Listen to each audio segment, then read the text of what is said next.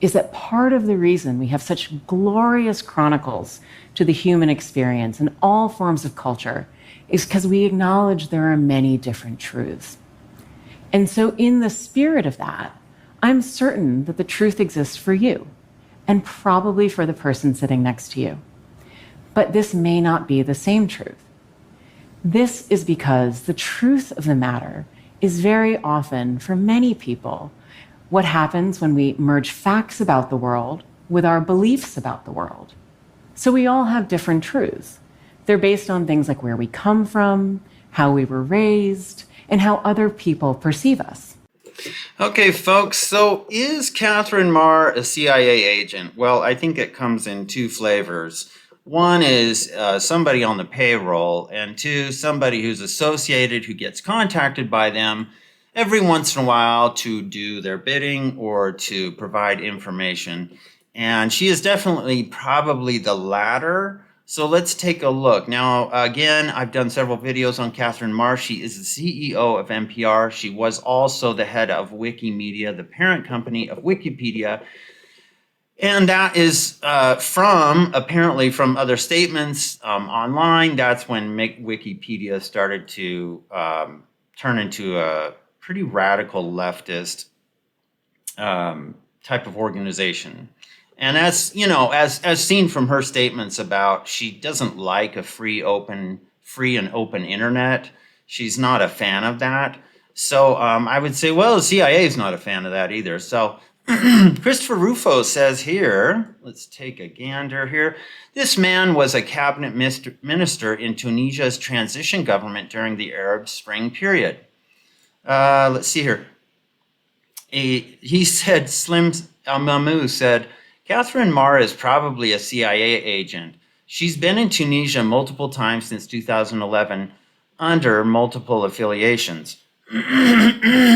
Wikimedia Foundation is changing. This is back in 2016. And not in a good way. It's sad because rare are organizations that have this reach in the developing world. And then she responded back in 2016, seriously, Slim, you've welcomed me in your home.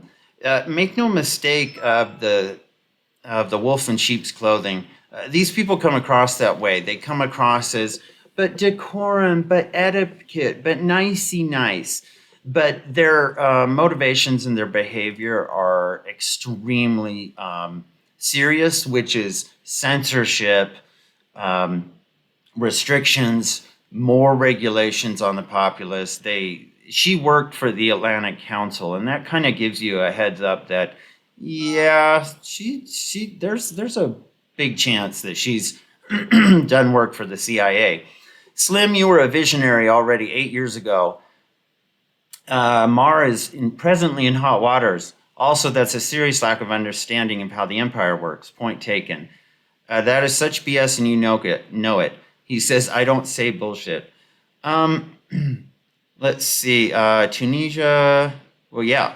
Okay, Steve Floyd says her work at the Atlantic Council was the dead giveaway. Spooks are so sloppy these days. Sad to see the agency in such obvious decline.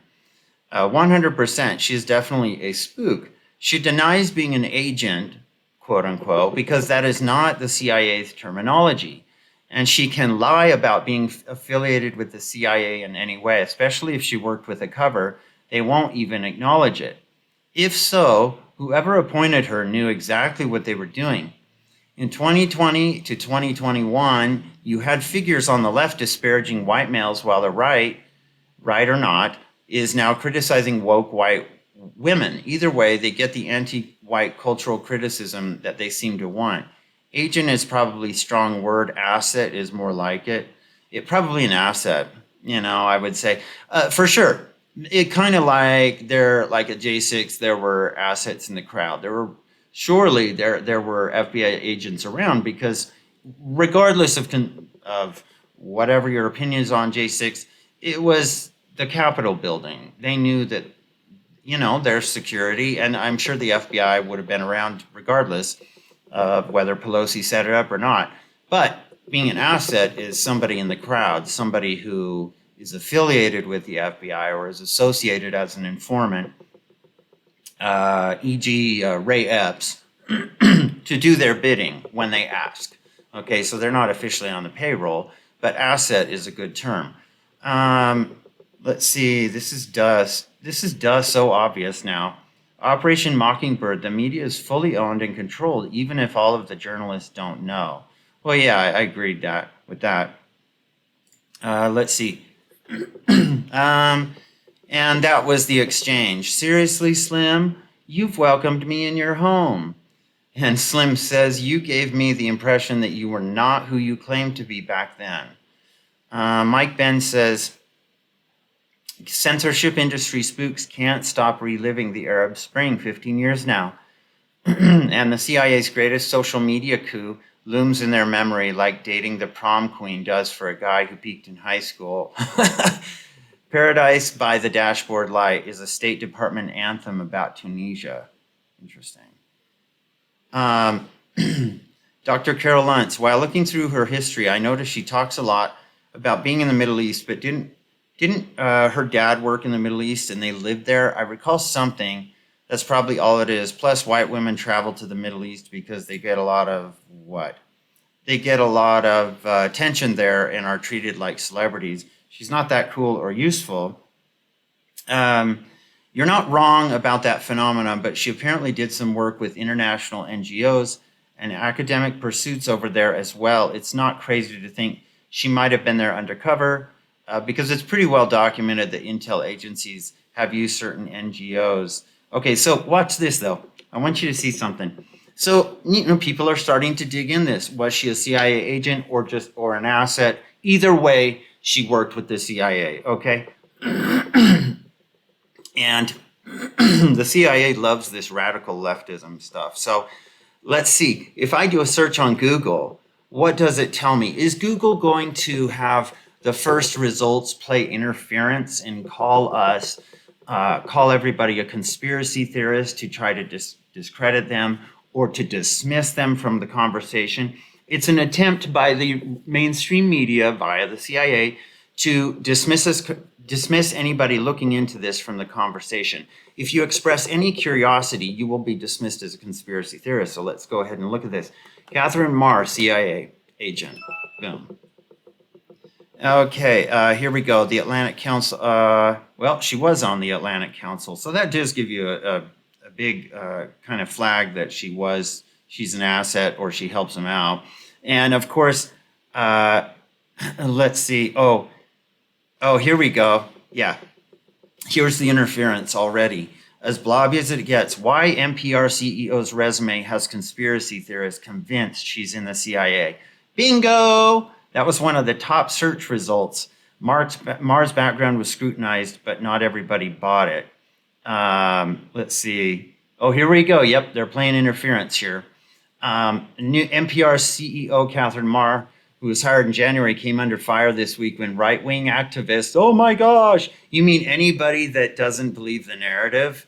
That's it. Like Russell Brand is probably looking into this. That guy, he's as far from right-wing as possible. Jimmy Dore is reporting on this. He's not right-wing. But remember, that's how they try to discredit you. I told you, warning sign, right-wing, conspiracy theorists, anything to dismiss you from the conversation, okay, or to try to discredit you. And so if you're simply looking into this and going, well, wait a second, conspiracy theorist, okay? Right-wing activist resurfaced tweets she made about the Black Lives Matter protest movement, white privilege, President Joe Biden, and other liberal issues. Those tweets where she discussed campaigning for Biden in Arizona and supporting Hillary in 2016 as well as talking about her cis-white mobility privilege and desire to fight the specter of tyranny facing the country were quickly jumped on by Republican activists and politicians who saw a recent elevation to the top of NPR's clear evidence of liberal bias in the media. It is. Yeah, just a little note here for you, bud. It is. Now, some critics are saying that while she's clearly got a case of progressive bias, the tweets don't tell the whole story, which goes deeper. Okay,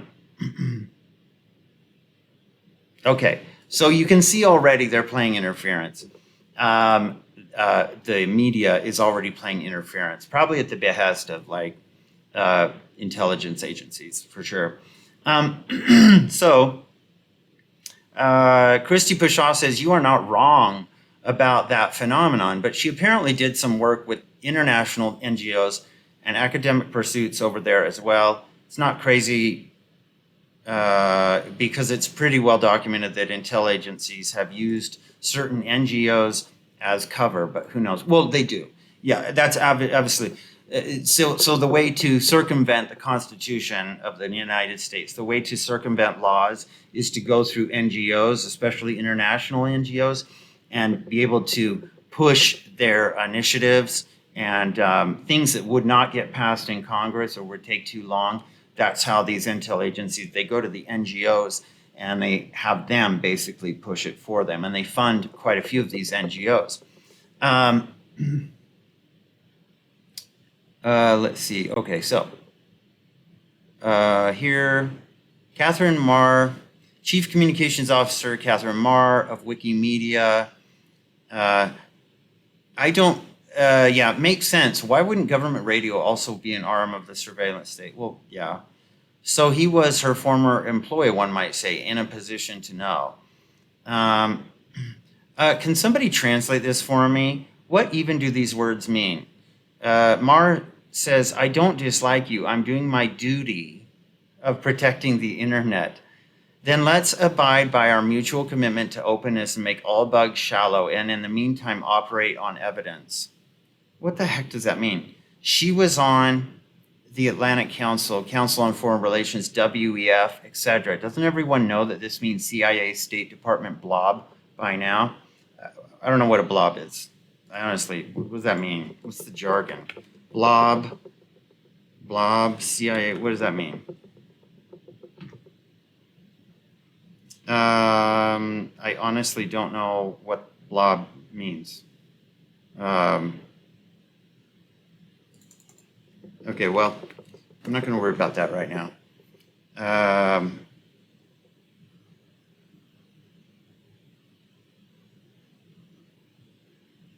A nickname for the foreign policy establishment in the United States. Oh, okay, got it. What an interesting development. If this were true, the powerful woke who wants to censor the internet is probably a CIA agent. Whether this is true or not, people need to continue talking about Maher until the NPR is shut down. Well, I agree with that. Don't fall for the accusations are meant to, and labeling like this from left-wing newspapers and stuff like that. That's meant to make you feel ashamed. It's meant to shame you. It's meant to try to discredit you. As I said, don't fall for it. Just keep looking. Because that is the first diversionary tactic to go, oh, stop it, you're a conspiracy theorist. And then you're supposed to hang your head in shame and go, oh, wait, I want to be a person with credibility. I want to be, but really what's going on is they are saying, stop asking questions. Stop using critical thinking. Please stop doing it. So I don't care. I don't care what they say, because that's a tactic that's been used for a long time, which is hopefully that you'll be compelled to conform. Don't do that. CEOs being government agents is a terrifying thought. It would explain a lot. The whole exchange between this man and Maher needs to be archived. Well, this got interesting. Yeah, so State Department as well. Let's do a deeper dive into her background. So we continue down that road. Let's see. Katherine Maher was formerly the Wikimedia CEO. Wikipedia frequently asks for donations. These donations are naturally assumed to be for Wikipedia and to keep it running. However, Wikipedia has large reserves and income, and it doesn't need your money. Instead, the money goes to Wikimedia staff, which has ballooned from $4 million, wow, in 2010 to $100 million today. Holy crap. So, yeah, here's their donation thing. This is like specifically to the readers in the UK. We get the same thing in the US, like, hey, sorry to interrupt your reading, but 98% of our readers don't give money if they simply look the other way. If you're an exceptional reader, we sincerely ask you to donate, well, £2 here or $2 here or $5, whatever they ask for. But here's the salaries and benefits now for the the entire staff. Expenses, salaries and benefits, $100 million. Awards and grants, $24 million. Total, about almost $170 million. So that's weird. Another large item is grants, the recipients of which include explicitly left-wing interest organizations such as Borealis Philanthropy or the Search Foundation, which makes this type of content. The history, politics, and science of black hair, decolonized mentoring. Man, geez, guys, there's a lot to this. This foundation is clearly massively bloated, and it is borderline unethical how it uses donations that are explicitly given to Wikimedia. Oh, man. The cabal is real, folks. It's real. And Elon Musk actually responded to that and said, exactly. I've always wondered if this is true and they really only raise the money to spend on other related but non-Wikipedia stuff. How come their begging messages are not outright fraud? I'm assuming it is at least a bit more complicated, like a split or something. The donations are partly used to keep the site running, but as you can see from the budget, this is only a small part. Gosh, you guys are paying yourself a ton of money. Yeah, Wikipedia support and revenue over the years. So in 2003, support and revenue was $80,000. And in 2022 to 2023, it's $180 million. The net assets at year end in 2003 were $56,000. The net assets at year end in 2023 are $254 million. Good find. Wikipedia site ran well when it had a budget of less than 20 million. Clearly the bloat is unnecessary, as is asking for minor donations. You know what? Maybe Wikipedia should go down the tubes too. It obviously seems to be a front for something else at this point. And it's influential. Hell, man, it's everybody uses Wikipedia. I don't trust it. I mean, some things I see on there, I have to actually verify somewhere else because I know it's like run by people like this, Katherine Maher, who did run it. Now she's the NPR CEO. But these with this massive left-wing bias.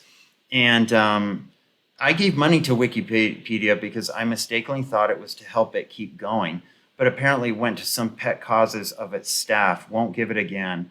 I donated annually until around 2017 when I gave up trying to contribute to articles because every single edit on any subject of consequence would get reverted, even if well-sourced. It's no longer a user-contributed encyclopedia and is now just another outlet for the message. There's quite a few sites that have been hijacked like this, starting maybe in about 2010 or 2008. They just got hijacked and they didn't change their look or their feel, but you could tell the writing and the editing started to change in favor of narratives that support globalism like WEF or the UN.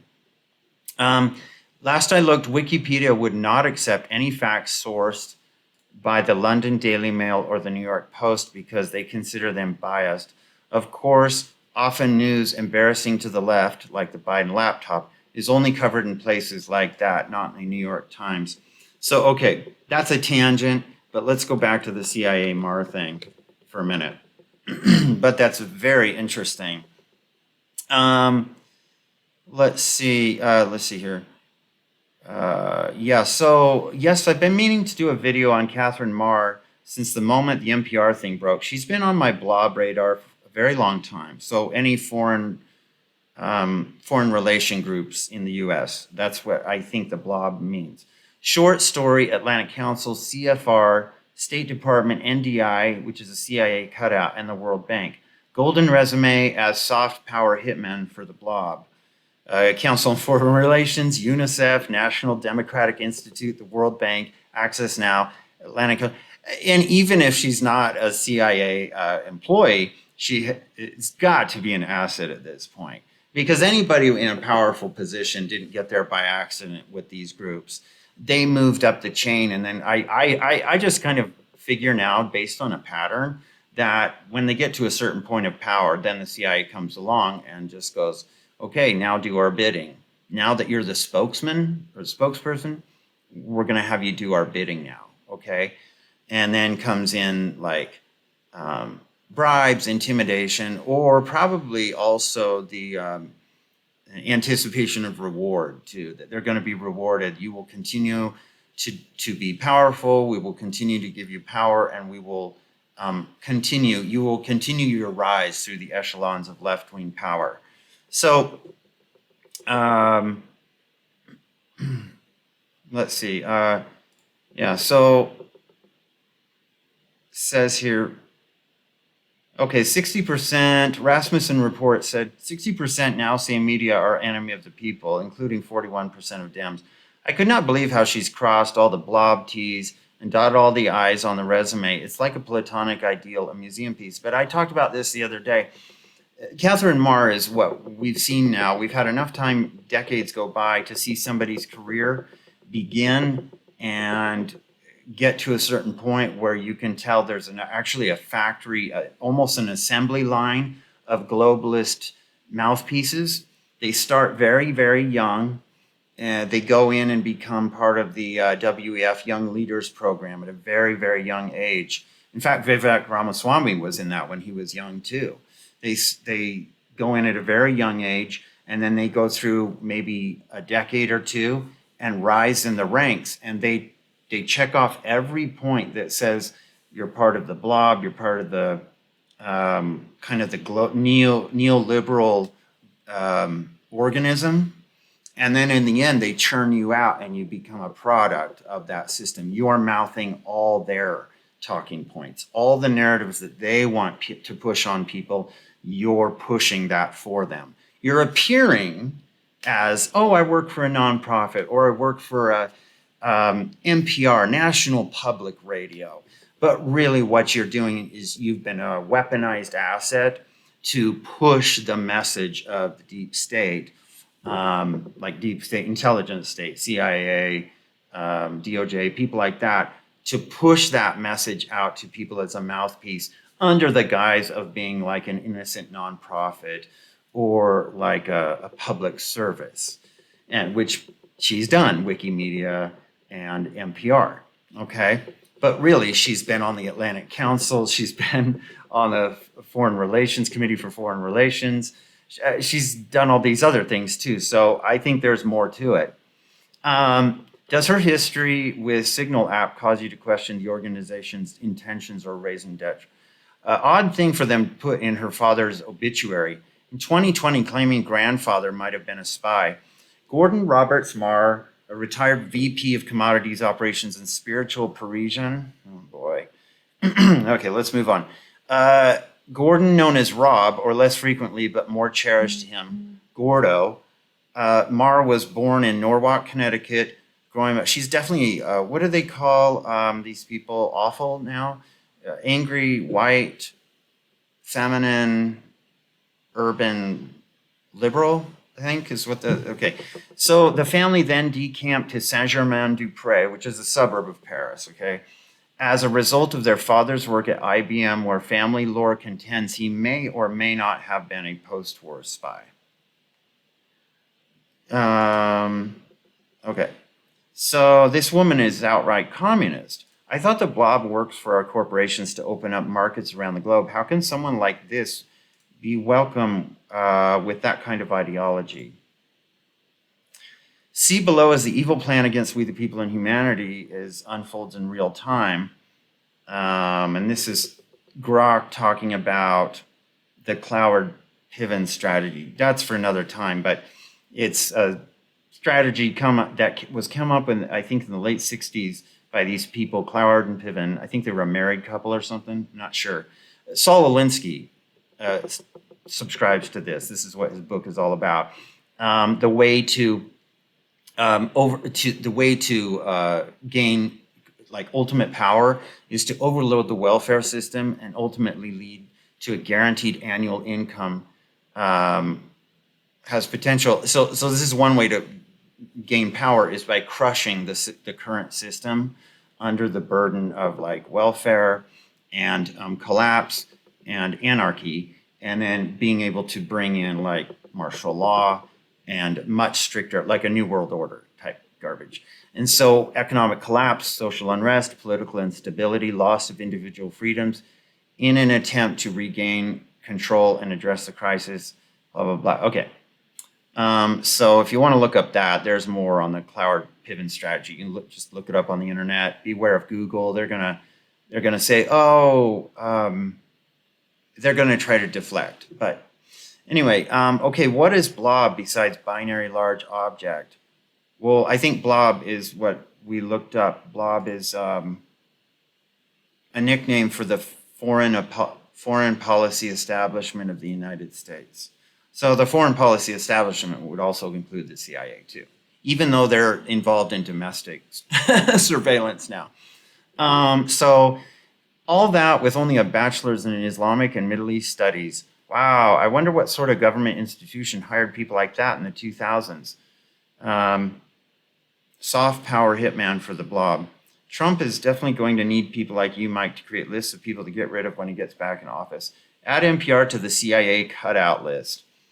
Elitists have a lot to lose, obviously.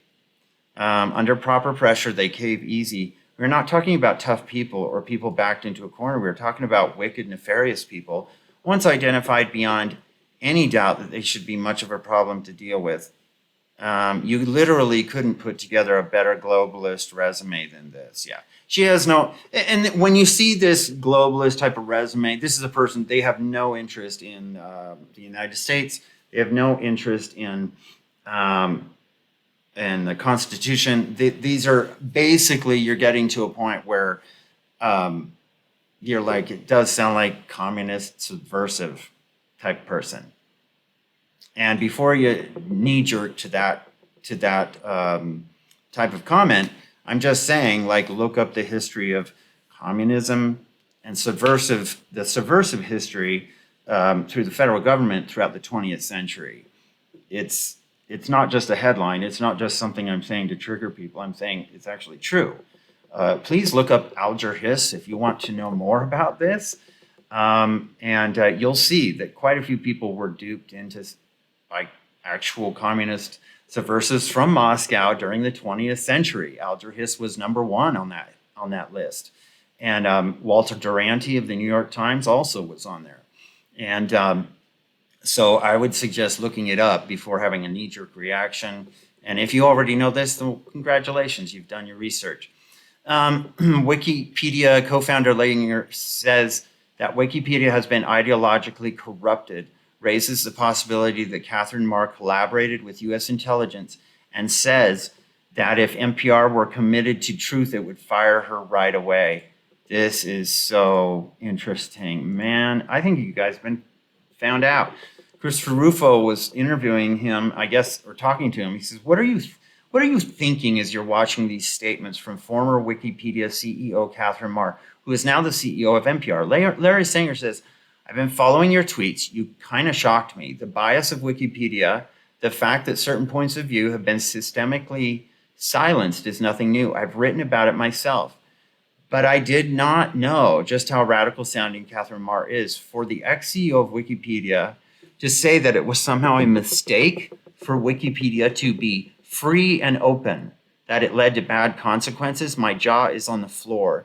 I can't say I'm terribly surprised that she thinks it, but I am surprised that she would say it. Rufo says, in another clip, she says explicitly that she worked with governments to suppress misinformation on Wikipedia.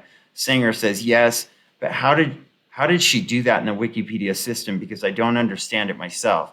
We know that there is a lot of back channel communication, and I think it has to be the case that the Wikimedia Foundation now, probably governments, probably the CIA, have accounts that they control in which they actually exert their influence. And it's fantastic in a bad way that she actually comes out against the system for being free and open when she says that she's worked with government to shut down what they consider misinformation. That in itself means that it's no longer free and open. Holy schnellenollies. My goodness. That's insane. Okay, so anyway, I'm going to end it there, folks. But keep looking into this, I suggest. I'm looking into it. You look into it. Christopher Rufo has done just a bang-up job on this thing. I just think he's done an amazing job. And don't ever let anybody tell you, never, ever let anybody try to dismiss you or try to deprecate you by saying, oh, you're a conspiracy theorist, you're a right winger, you're all these things. You know what? That's just to get you to stop asking questions and using your mind and your ability to recognize patterns. Please continue down this road and look into this. I am curious as to where this is going. This is turning into something way bigger. Katherine, you just turned the spotlight on you and your past. So congratulations. Anyway, thanks for watching, folks. And I'll try to post a couple of the links to some of those sources. Anyway, please put a like on the video if you like it. Please subscribe if you haven't already and comment below and let me know your thoughts. And I will talk to you later, folks. Bye.